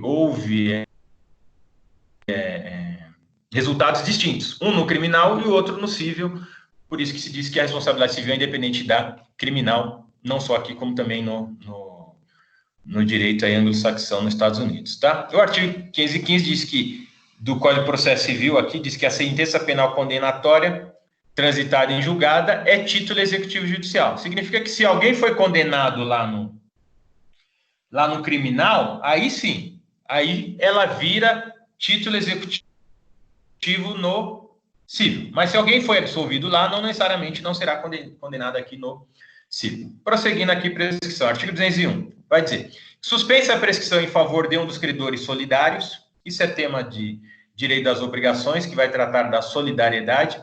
Só aproveito aos outros se a obrigação for indivisível. Então, se eu estiver diante de uma obrigação indivisível, aí sim a prescrição em relação ao outro irá aproveitar. Se a obrigação for divisível, por exemplo, dinheiro, alguém deve dinheiro para outra pessoa. Essa é uma obrigação divisível, eu consigo separar em partes o dinheiro. Então, neste caso, a prescrição não vai aproveitar, ela só vai aproveitar se a obrigação for indivisível. E aqui tem os exemplos para que depois vocês possam se deparar aí no material. Das causas agora que interrompem a prescrição.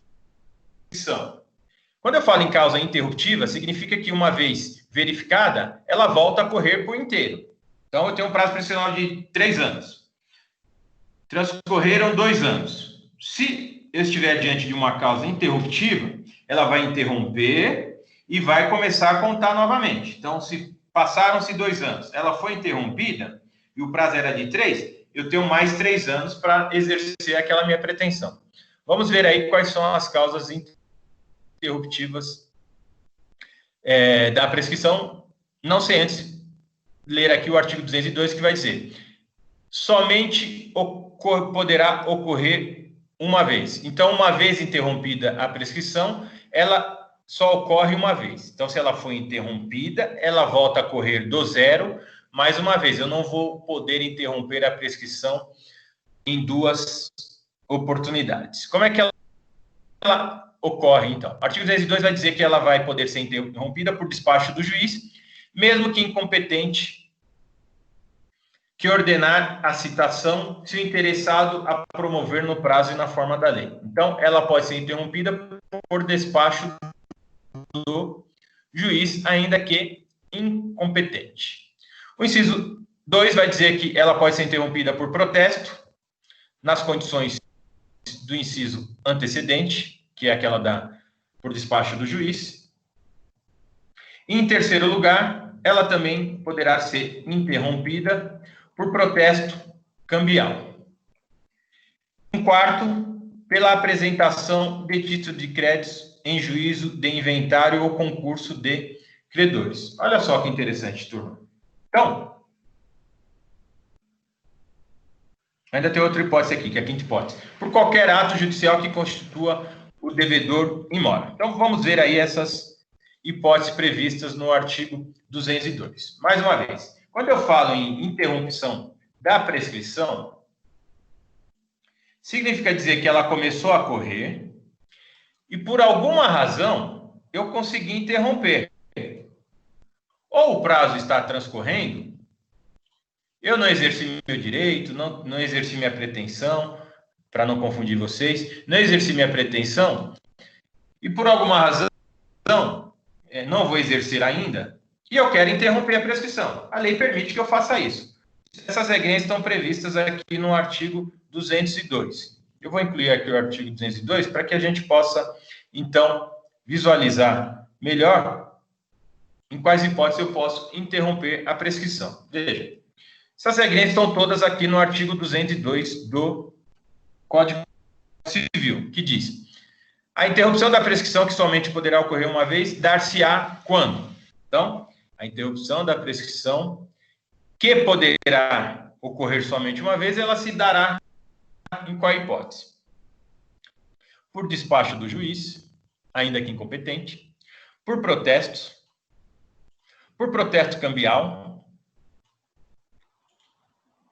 pela apresentação do título no juiz do inventário ou em concurso de credores, por qualquer ato judicial que constitua o devedor em mora, por qualquer ato inequívoco, inciso 6, que deixamos de falar, ainda que extrajudicial, que importe reconhecimento do direito pelo devedor. Então, veja, meu prazo prescricional está em curso. Se eu ajuizar uma ação e a parte for citada, significa que ocorreu a interrupção da prescrição. Então, eu posso ajuizar a minha ação no último dia do prazo prescricional. Se a parte for citada dentro do prazo que a lei estabelece lá para as regrinhas de citação, a citação retroage à data da propositura da ação. Então, eu posso propor a ação no último dia do meu prazo prescricional e a parte ser citada quando já se passaram aí 3 anos e 2 meses. Não é porque ela foi citada após 3 anos e 2 meses que ela vai poder alegar a prescrição, porque a citação válida retroage à data da propositura da ação. Então, significa que a prescrição ela foi interrompida. Eu posso protestar. Existe um procedimento que eu posso adotar judicialmente, que é protestar a pessoa. Então, se passaram aí 2 dias, ou 2 anos e 6 meses do prazo prescricional. Eu posso protestar, fazer o que nós chamamos de protesto. Eu vou protestar aquela situação, aquele fato, e o protesto interrompe a prescrição, ela volta a correr do zero. Protesto cambial, tem a ver aí com letra de câmbio, né, envolvendo cheque, debêntures e assim por diante. Eu posso apresentar o título de crédito no juízo do inventário. Tem um inventário lá contra os sucessores, eu junto o meu título de crédito lá no inventário, essa apresentação do título, ela faz com que se interrompa a prescrição. Qualquer ato judicial que constitua o devedor em mora. Então, pode ser que tenha um ato, né, uma intimação aí, e o devedor seja constituído em mora. Esse é o mais interessante. Por ato, qualquer ato inequívoco, ainda que extrajudicial, que importe reconhecimento do direito pelo devedor. Então, eu posso notificar extrajudicialmente o devedor, ou o devedor encaminhar um e-mail para mim dizendo, sabe aquela dívida lá que eu tenho com você? Eu vou pagar, né? Então, é um ato inequívoco do devedor, ainda que extrajudicial, importando o reconhecimento do direito do credor, né? Ou pelo devedor. Então, essas causas aqui são importantíssimas que a gente tenha bem firme aí no nosso entendimento, porque são causas que interrompem a prescrição. Você pode salvar um processo, né? O cliente chega no seu escritório, você julgando o processo ou dando um parecer, pode ser que vocês encontrem um fato aí ocorrido que interrompa a prescrição, ou um ato judicial aí que também tenha interrompido a prescrição. Então, diante de uma causa interruptiva da prescrição, você volta a contar o prazo prescricional. Pode ser que você se depare com uma situação, seja consultado ou consultada, a dar uma opinião legal, num caso que um outro profissional tenha dito que ocorreu a prescrição. Aí você encontra um e-mail lá da pessoa, considerado como um ato inequívoco, dizendo que ela reconhece a dívida. Essa é uma causa de interrupção. Por isso que é extremamente importante o juiz sempre dar oportunidades para as partes falarem a respeito da prescrição, porque você pode se deparar com uma causa de interrupção. Então, artigo 202 trazem as causas que interrompem a prescrição nesses 6 incisos que nós vimos até agora. Perfeito? Faltou só a regrinha do parágrafo único, turma, que diz Eu acho que eu tirei ela daqui, mas vamos retomá-la aqui. A regrinha do parágrafo único diz que, parágrafo do artigo 202 diz que a prescrição interrompida recomeça a correr da data do ato que a interrompeu, ou do último ato do processo para a interromper. Então, ela volta a correr do zero a partir da data do ato que a interrompeu ou do último ato do processo que a interromper. Perfeito? Então, essa regrinha que nós falamos acima, ela está aí. Artigo 203, a prescrição pode ser interrompida por qualquer interessado, simples, né? Então, qualquer interessado pode interromper a prescrição. Artigo 204. A interrupção da prescrição por um credor não aproveita os outros, semelhante interrupção operada contra o devedor ou seu herdeiro não prejudica os demais obrigados. Então, é a mesma regrinha da solidariedade que nós vimos acima, dizendo que a interrupção da prescrição por um credor não aproveita aos outros. Semelhantemente, a interrupção operada contra o codevedor ou seu herdeiro não prejudica os demais obrigados. Outra regrinha aí que é destrinchada aqui nos artigos, nos parágrafos primeiros e parágrafo segundo, que só vai ficar mais fácil para vocês entenderem no próximo semestre, quando estudaram obrigações, entendendo aí o que é obrigação solidária e não solidária, e obrigação, tá? Artigo 204 vai dizer que a prescrição, vamos pegar aqui no mais fácil. Artigo 204, antes da gente começar a enfrentar aí os artigos do 205 seguintes que tratam da prescrição. O que diz o artigo 204? Ele vai estabelecer o seguinte: a interrupção da prescrição por um credor não aproveita o outro, nós já falamos que a interrupção por um dos credores solidários não aproveita os outros, e a interrupção operada contra os herdeiros. E o parágrafo 3º diz que a interrupção produzida contra o principal devedor prejudica o fiador. Essa regrinha é aquela que diz que o acessório segue o principal. Então, parágrafo 3º, a interrupção produzida contra o principal devedor prejudica o fiador, porque a regrinha aqui é a regrinha de que o acessório segue o principal. Muito bem. Vistos aí os artigos 189 até o artigo 204, nós voltamos aqui para os prazos prescricionais, dessa vez para estudar cada um deles. A regra geral é a do artigo 205, que diz que a prescrição ocorre em 10 anos quando a lei não lhe haja fixado prazo menor. Então, não fixei prazo prescricional, ou seja, eu não tenho essa previsão no artigo 206 e seus parágrafos. Qual que é o prazo prescricional, portanto? O prazo prescricional será de 10 anos. Então, não tem um prazo prescricional, o prazo prescricional será de 10 anos. As hipóteses de prazos prescricionais previstas no artigo 206. Então, o artigo 206 do Código Civil começa em 1 ano. Lembrando que aqui a hipótese do artigo 205, a regra geral, ela foi reduzida pelo Código Civil de 2002. O maior prazo que nós tínhamos era o prazo de 20 anos. O Código Civil atual reduziu esse prazo para 10 anos, fulminando aí de prescrição várias pretensões.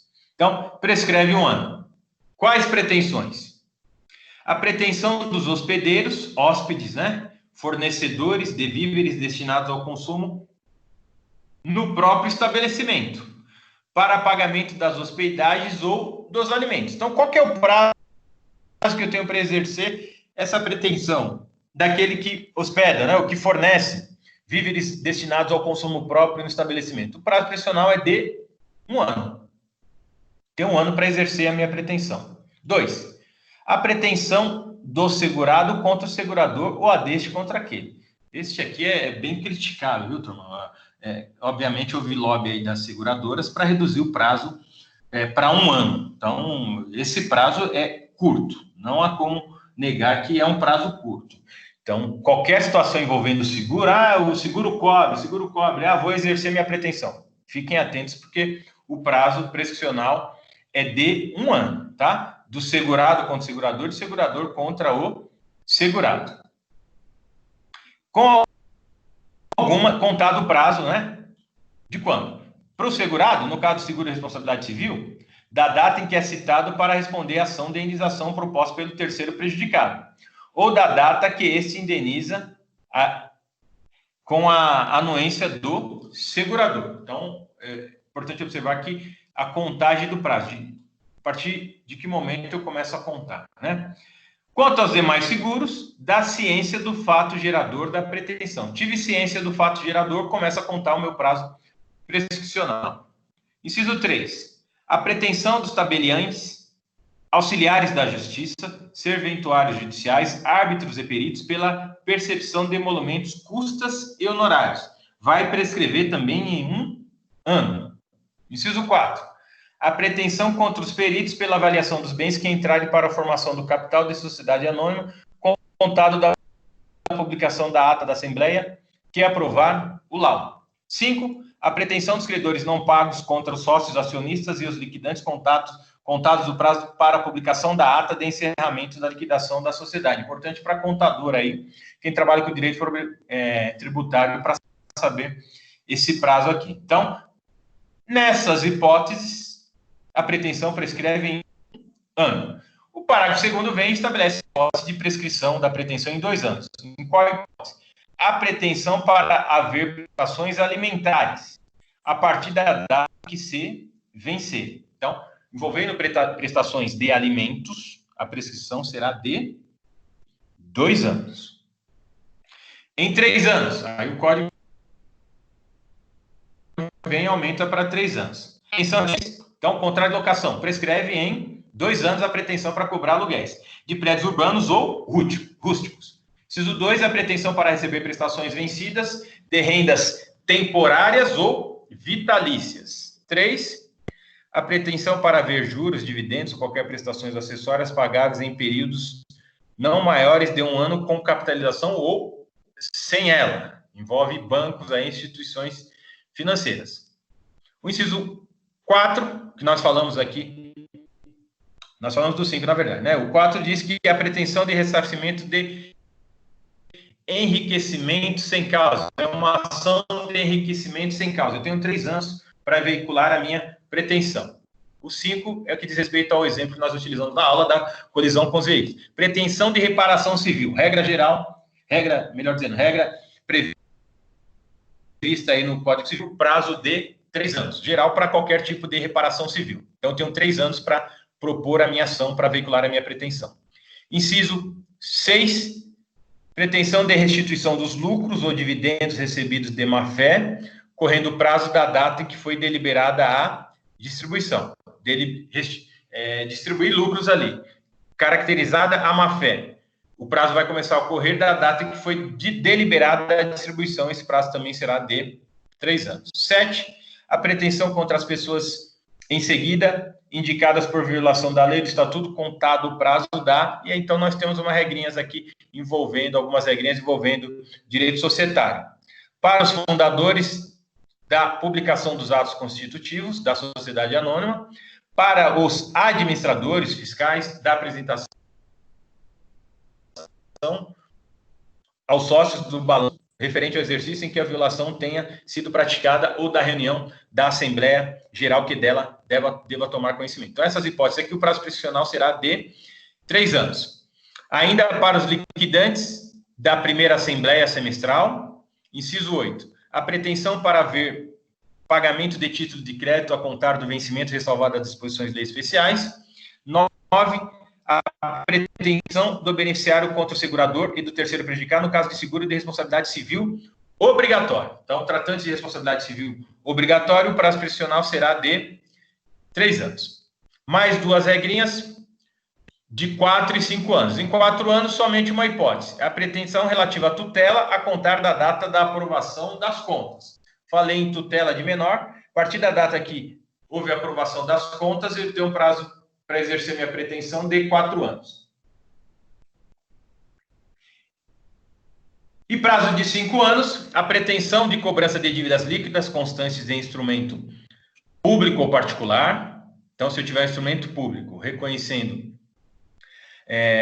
uma dívida líquida, o prazo será de 5 anos. 2, a pretensões de profissionais liberais, essa é importante para a gente, profissionais do direito.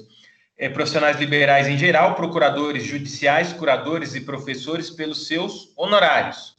Contado a partir de quando? Contado o prazo da conclusão do serviço, da cessação dos efetivos contratos ou mandato. Então, prazo de 5 anos. E 3, a pretensão do vencedor para ver do vencido o que despendeu em juízo. Esses, portanto, são os prazos prescricionais que a lei estabeleceu nos artigos 205 e 206. Lembrando, portanto, que toda vez que eu não tiver prazo prescricional, o prazo será de 10 anos. Então, não tem um prazo prescricional. O prazo, portanto, será de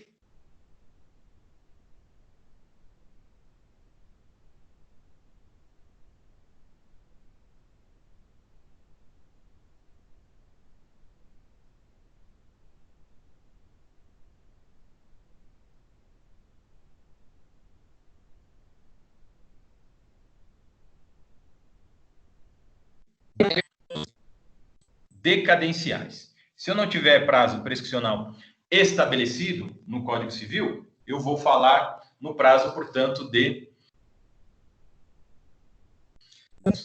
Então, com isso nós encerramos a nossa aula de hoje, do dia 19, e eu abro a questionamentos. Alguém tem alguma pergunta sobre a nossa aula de hoje, tratando de prescrição, importância do prazo aí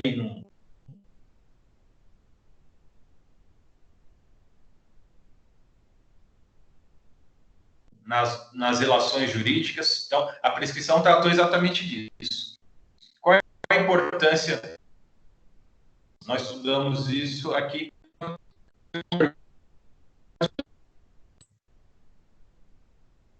Pergunta. Então, com isso nós encerramos a nossa aula de hoje. Tá? Foi um prazer encontrá-los.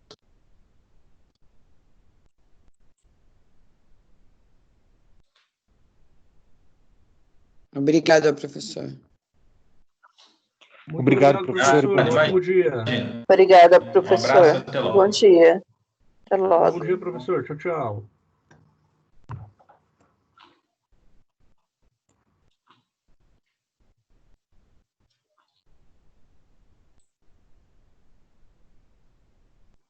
Até logo. Até logo, professor. Bom dia. Bom dia.